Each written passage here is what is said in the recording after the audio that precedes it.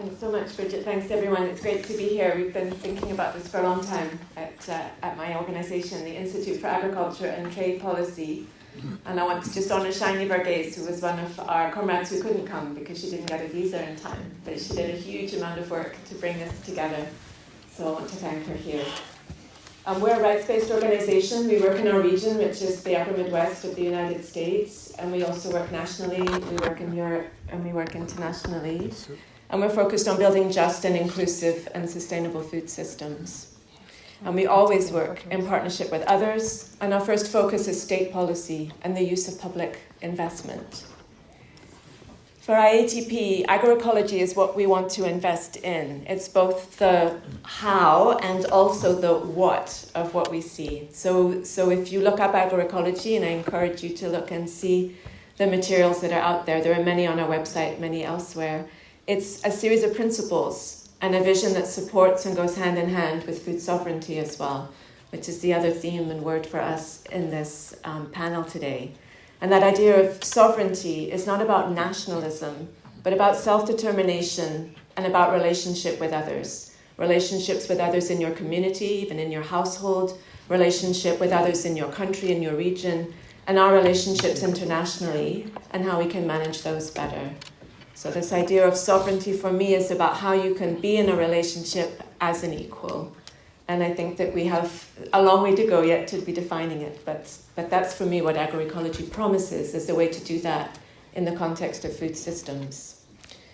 So if we focus my part here, I just want to really touch on two different things. One is a bit about food insecurity and how it's presented. And I've had an earful this morning from several different sessions at the private sector and from the UN.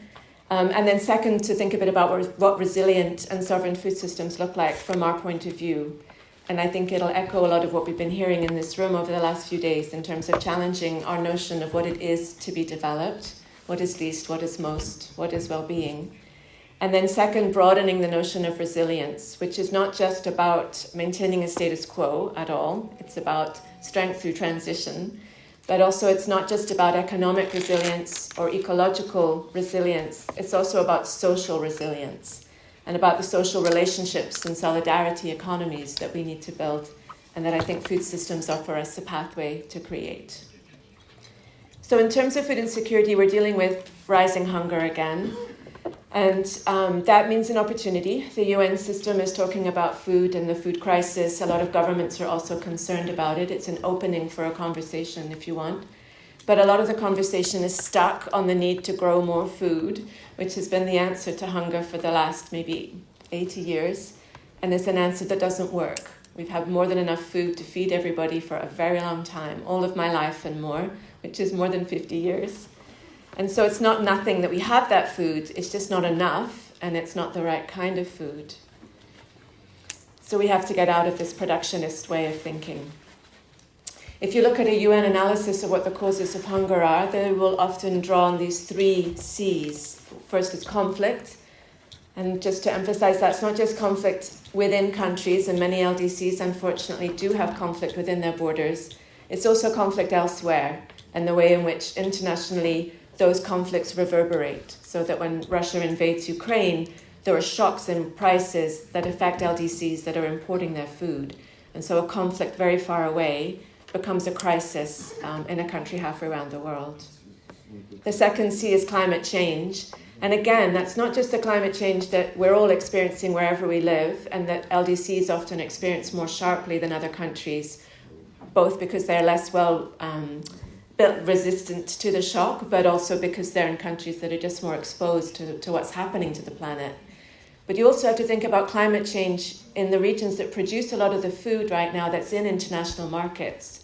We are not exempt from climate change in big food producing countries. We experience also drought and floods and disruptions to production. And when that happens to a big exporting country, it also has big knock-on effects on international prices and knock-on effects on countries that import food. So the climate change becomes a source of vulnerability, not just where you live, but also in other countries that you're related to through markets. And then finally, of course, the COVID pandemic, and I won't say any more about debt. We just had a big expose on all of that. But I will say that I just heard the UN announce that it's looking for yet another facility to lend yet more money in order to be able to pay food import bills. So that there's still this logic that what's needed is more assistance to borrow more money instead of understanding where it is we'll get our food self-sufficiency from.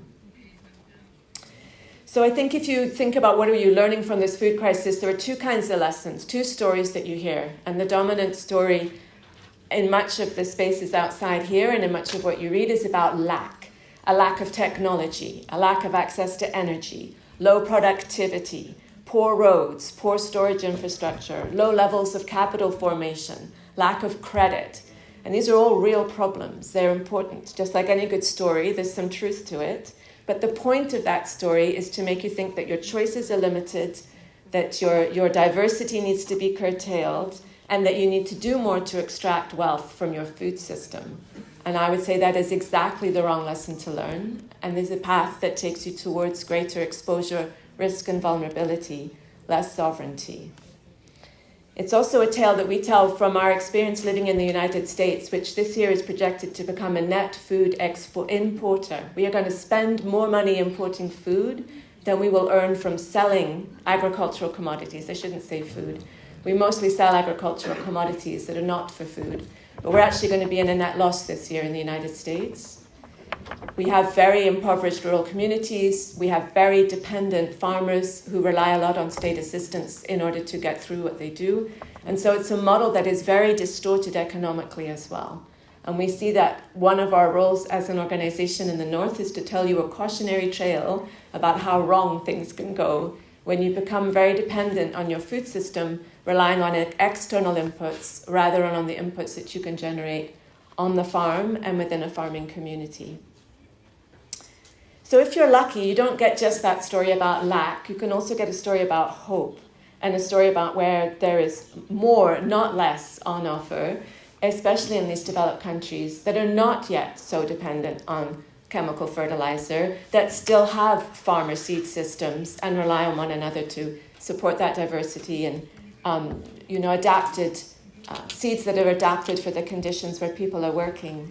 And I really want to point out that one of the criteria that defines a least developed country is the extent to which you depend on agriculture. That is seen as a weakness and not a strength. And I think part of the point of agroecology and food sovereignty is to defy that assertion and to say that there are other things from our economy that we want than gross national product, and that we get those things from vibrant, healthy food systems. So not to make light of the real serious problems that many LDCs face with their agriculture, but you also should celebrate the choice you have to invest in things that are not yet destroyed and that can be protected and built up.